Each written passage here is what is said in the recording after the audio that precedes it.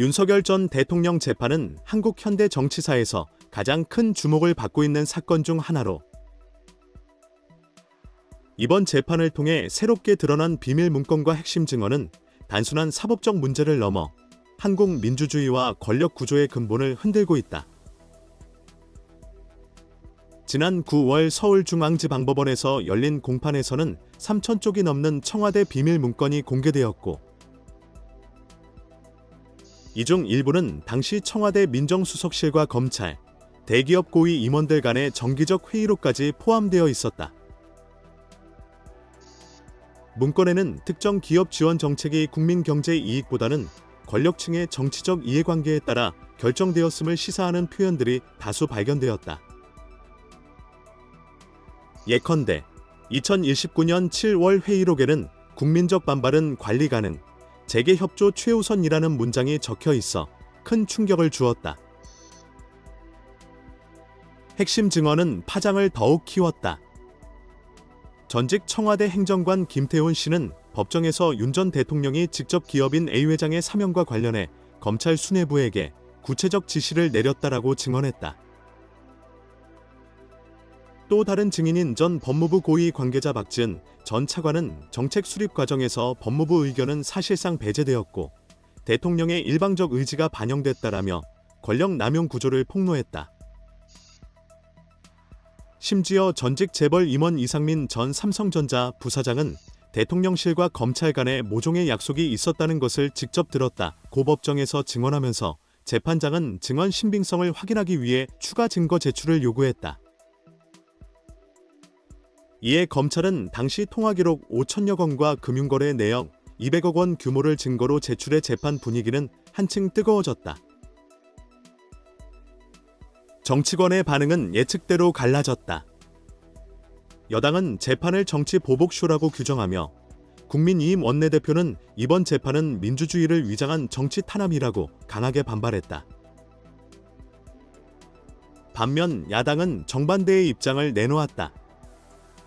더불어민주당 대표 이재명은 이 사건은 단순한 개인의 일탈이 아닌 대한민국 권력 구조 자체의 문제를 드러낸 것이라며 법적 정의를 바로 세우는 계기가 되어야 한다고 강조했다.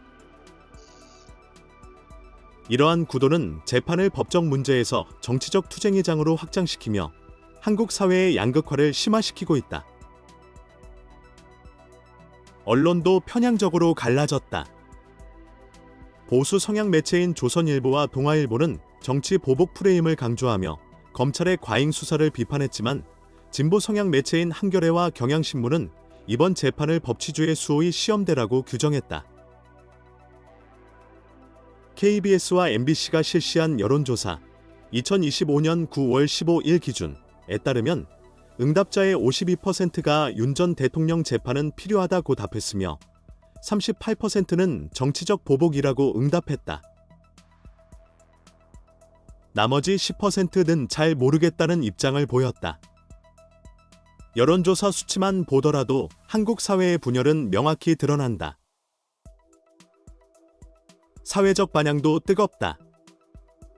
서울 서초동 법원 앞에서는 재판이 열릴 때마다 수백 명의 지지자와 반대자가 모여 시위를 벌이고 있다. 지난 9월 12일 기준 경찰 추산 약 1,500명이 집회에 참여했고 지지자들은 정치 박해 중단을 외쳤으며 반대자들은 법 앞에 평등을 요구했다. 온라인 커뮤니티에서도 갈등은 격화되고 있다. 네이버 실시간 검색어 상위에는 며칠간 윤석열 재판 비밀 문건 김태훈 증언 등이 연속으로 오르며 국민적 관심을 입증했다. 이번 사건은 한국 현대 정치사 속에서 되풀이된 전직 대통령의 사법 리스크와도 맞닿아 있다. 2009년 노무현 전 대통령은 검찰 수사 압박 속에서 스스로 생을 마감했고 2018년 박근혜 전 대통령은 국정농단 사건으로 22년형을 선고받았다. 이명박 전 대통령 역시 다수의 뇌물 혐의로 수년간 수감 생활을 거쳤다. 이러한 사례는 한국 민주주의의 구조적 취약성을 보여주며 윤 전 대통령 재판은 과거의 문제들이 여전히 반복되고 있음을 드러낸다. 전문가들은 대통령 권력 집중과 사후적 사법 통제라는 악순환의 고리를 끊지 않으면 한국 정치는 끝없는 반복 속에 갇힐 것이라고 경고한다. 국제사회 반응 또한 예민하다. 워싱턴 외교 소식통은 윤 전 대통령 재판은 한미 동맹 신뢰 수준을 가늠하는 리트머스 시험지라며 한국이 법치주의를 얼마나 공정하게 적용하느냐가 향후 협력에 영향을 미칠 것이라고 경고했다.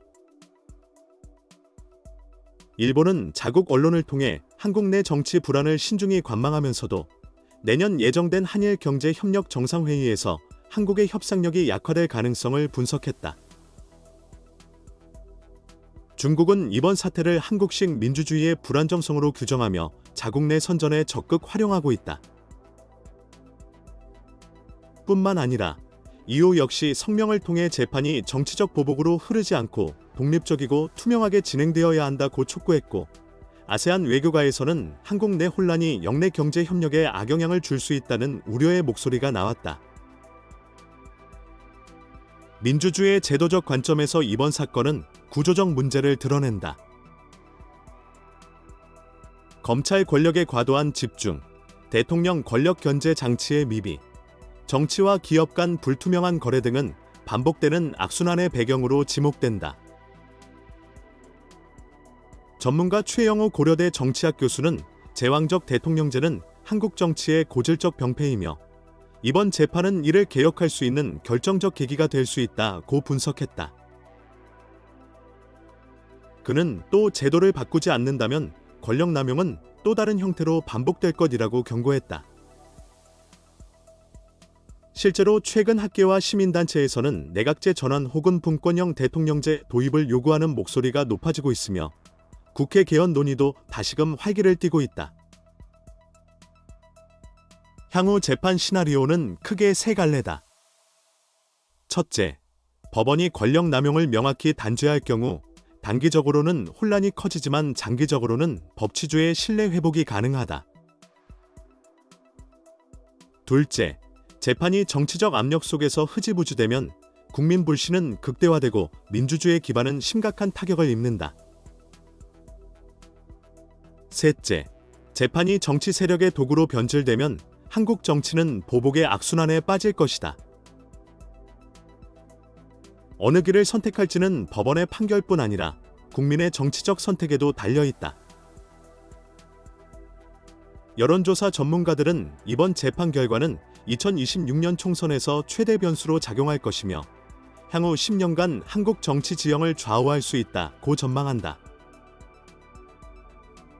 결론적으로 윤석열 전 대통령 재판은 단순한 사법 절차가 아닌 한국 민주주의의 미래를 가늠하는 역사적 시험대다.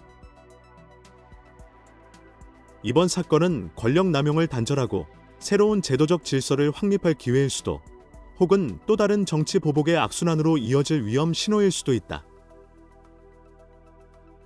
결국 진정한 판결은 법원이 아니라 국민이 내리는 것이며 그 판단은 다가올 총선과 제도 개혁 흐름 속에서 구현화될 것이다.